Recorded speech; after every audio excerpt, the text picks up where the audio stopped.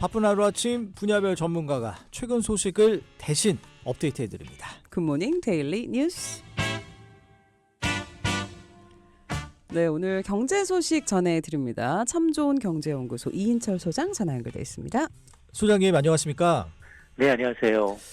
이제 올게 온 것 같습니다. 그 트럼프 당선인 측에서 전기차 보조금 같이 이런 지원을 대폭 축소하겠다 이런 방안을 검토 중이라는 그런 보도도 나왔어요.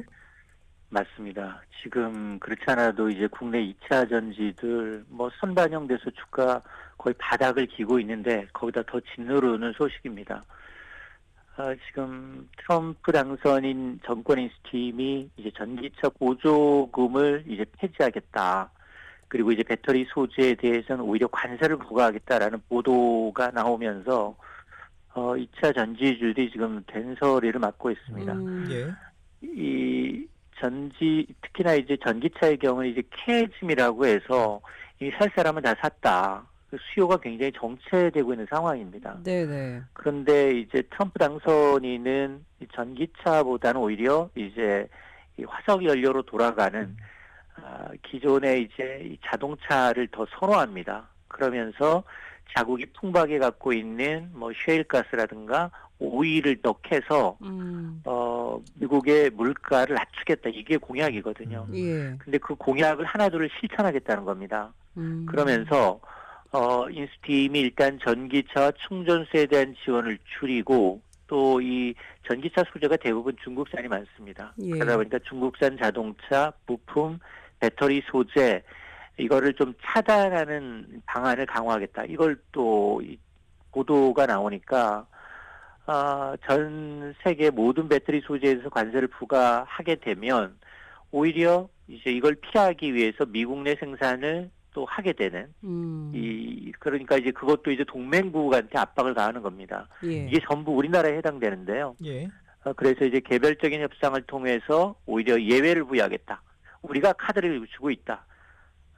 이제 미국에서 와서 직접 공장을 세우고 미국산 소재로 동맹국들 소재로 만들어라. 그리고 미국인을 고용해라. 라는 어떤 압박입니다. 이 소식 때문에 국내 2차 전지주들 이 소식 전해진 당일에는 주가 큰 삼성 SDI, LG 에너지 솔루션, LG 화학, 에코프로비엠 대부분 대형주들인데 3에서 7% 넘게 빠진 겁니다. 네. 이렇게 이제 이 2차 전지주는 전기차 보조금에 대한 어떤 이 부정적 코멘트가 이제 대선 승리한 이후부터 계속 나왔기 때문에 이후에 주가 계속 내림세였습니다. 여기다 한번 인수팀이 또 한 번 이제 쐐기를 박는 말을 한 건데요. 예. 이렇게 되면 보조금이 줄어들게 되면 보조금이 한 차당 이제 이 바이든 행정부 당시에는 전기차의 경우에는 대당 한 7,500달러, 그러니까 한 1,000달러 정도 세금 공제 혜택을 받을 수 있으니까 예. 소비자들이 그나마 좀 사겠지만 이 보조금 세액 공제가 폐지가 되면 아마 업계에서는 미국의 전기차 판매량이 연간 30만 대 이상 줄어들지 않겠느냐라는 겁니다. 그러면 그동안 전기차 판매에 올인했던 테슬라부터 그리고 지금 우리나라가 미국 내 전기차 판매 2위인데 현대차 예. 그리고 이제 포드나 제너럴 모터스와 같은 완성차 업체들이 직격탄을 맞게 되는데 여기다 이제 완성차 업체뿐만 아니라 이제 배터리 업체들 그만큼 덜 팔릴 수밖에 없고요. 또 배터리 소재를 공급하고 있는 우리 국내 관련 중소업체들 다 영향을 받습니다. 예.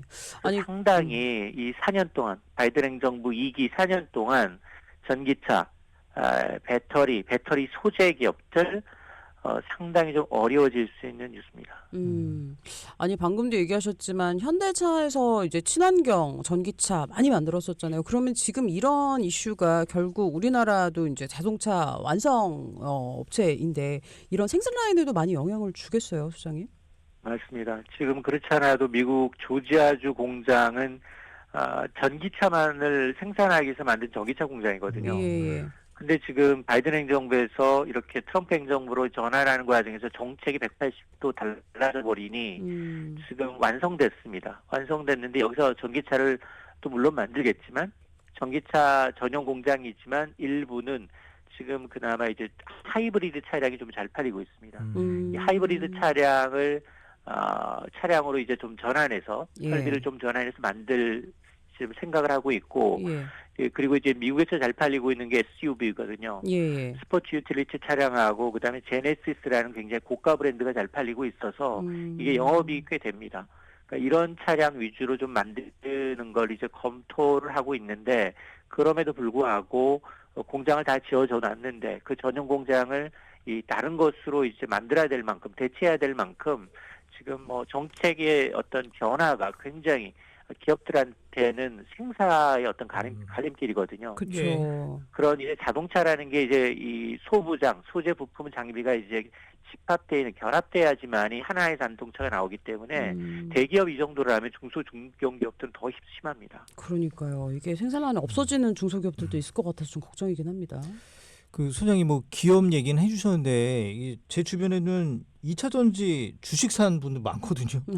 이분들 어떻게 해야 됩니까? 어떻게 팔아야 돼요? 어떻게? 저는 그럼에도 불구하고 예. 지금 거꾸로 매달려도 국방부 시계는 가거든요. 일단 4년은 좀 견뎌야 되는데 예. 트럼프가 지금 이 동맹국에 지금 굉장히 관세 카드로 협상의 카드를 쓰기 위해서 압박을 하고 있어요. 이거 예. 실제로 잘 못 쓴다고 보거든요. 예. 이렇게 쓸 경우에는 미국 소비자도 손해, 미국의 기업도 손해. 그러면 뭐 여론이 나빠질 수밖에 없습니다. 그리고 동맹국이 지금 다 뿔났거든요. 캐나다, 멕시코, 유럽연합부터 시작을 해서 대만, 뭐 일본, 한국까지 이러면 저는 딱 2년이 시한이다. 2년 지나면 트럼프 레임덕 온다라고 봅니다. 예. 그러니까 2년 정도는 견뎌야 한다. 그리고 친환경 에너지로 이 전환은 지금 기후 변화 때문에 반드시 가야 됩니다. 그렇죠. 그게 좀 지연되고 있는 거거든요. 예. 미국의 이익을 위해서. 저는 이게 오래 갈 수 있는 그 사안이 아니다라고 봅니다. 예, 알겠습니다. 그래서 중장기적으로 보면 네. 전기차 회복 성장 가능한 산업이다라고 좀 봅니다. 알겠습니다. 예. 2년 안에 또 추미하시는 분들 계시지 않을까 갑자기 그 생각 좀 듭니다. 일단은 판단은 각자 하시는 거라는 거 말씀드리고요. 계엄 그리고 탄핵 사태 부동산 시장에도 영향을 미치고 있는데 아니 지난 시간에 근데 사실 연금 깨서 부동산 산다 이런 뉴스도 나왔었는데 최근에 부동산 시장 꽁꽁 얼어붙고 있다. 지금 어떻게 되고 있는 겁니까, 소장님? 그렇습니다. 지금 지난달 반년 만에 하락 국면에 접어든 전국 아파트 가격이 4주 연속 내리막길입니다. 대출 규제 강화로 매수 심리가 약화된 영향도 있고요. 예.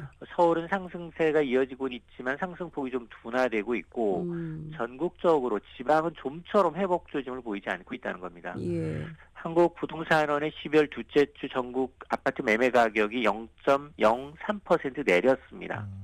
전주에 비해서 하락폭이 더 커졌고요. 수도권은 이제 보합세로 전환이 됐고 서울은 0.02% 오르긴 했지만 상승폭이 석 달째 줄고 있다는 겁니다. 이게 정치적 불확실성으로 인해서 뭐 비상계엄, 탄핵소추안 등으로 인해서 시장이 일단 관망세로 접어들어가지고 거래량이 급감하고 있습니다. 예. 서울 아파트 거래량은 지난 9월 뜨거웠습니다. 9,200여 건으로 정점 찍었는데 최근 2달 사이에 3,000건대로 줄어들었습니다. 3분의 1 토막이 난 겁니다. 자, 이렇게 되면 지금 어쨌든 지금 이 정치적 불확실성이 좀 있고 이러다 보니까 매수하려던 분들 대출 규제 막히니까 차라리 전월세로 전환하고 있다는 겁니다. 그래서 오히려 이제 전월세 시장이 좀 불안한데요. 예. 아마 지금 내년에는 사실은 금융당국이 지금 대출 총량 규제가 거의 다 끝나가거든요, 연말. 예. 그러다 보니까 지금 선제적으로 대출 문턱을 좀 낮추고 있습니다, 연말 앞두고. 그러니까 이런 경향과 그리고 오늘 새벽에 미국이 이제 기준금리를 낮췄거든요. 네. 3회 연속 낮췄기 때문에 대출금리가 우리나라도 지금 한국은행도 금리를 좀 낮춰야 되는 상황이에요. 예. 경기가 너무 안 좋습니다. 예. 그러다 보니까 제가 걱정하고 있는 건 대출 규제 완화 풀리고 그리고 금리 낮아지고 이러면 아마 이제 정치적 불확실성이 좀 해소가 되고 이제 뭐 장미 대선이든 어떤 대선이든 새로운 이제 리더가 나타나고 이럴 경우에는 오히려 부동산 내년부터 공급이 굉장히 많이 줄어들기 때문에 예. 좀 하반기 들어서는 내년 하반기쯤에는 좀 부동산이 좀 들썩거리지 않을까 저는 우려도 하고 있습니다. 예. 그러네요. 이 불확실성이라는 게 꼭 주식 이런 거에만 국한되지 않잖아요. 부동산도 당연히 이 불확실성에도 민감하게 반응하는 거죠. 당연합니다. 음. 그러니까 지금 거래가 3분의 1이 줄었고요. 근데 부동산은 전월세 시장이 맞춰져 있는 거잖아요. 2년 지나면 전월세 사시는 분들은 기존에 계속 살든가 예. 아니면 이사를 하든가 예. 아니면 매매하든가 이 몇 가지 정도밖에 없습니다. 그렇죠, 그렇죠. 그런 결정에 있어서 지금 매매로 안 가고 대부분 더 떨어지겠네 이 생각을 하면서 전월세로 눌러 살고 있다는 얘기거든요. 예. 그러면 전월세 시장은 수요가 더 늘어나는 거고 매매 시장은 수요가 더 떨어지는 겁니다. 예, 예. 그게 다 영향을 받는 겁니다. 예. 그러니까요. 그래서 경제 지표들 잘 살피시는 게 중요할 것 같습니다. 네, 뭐 주제 하나 좀 더 보겠습니다.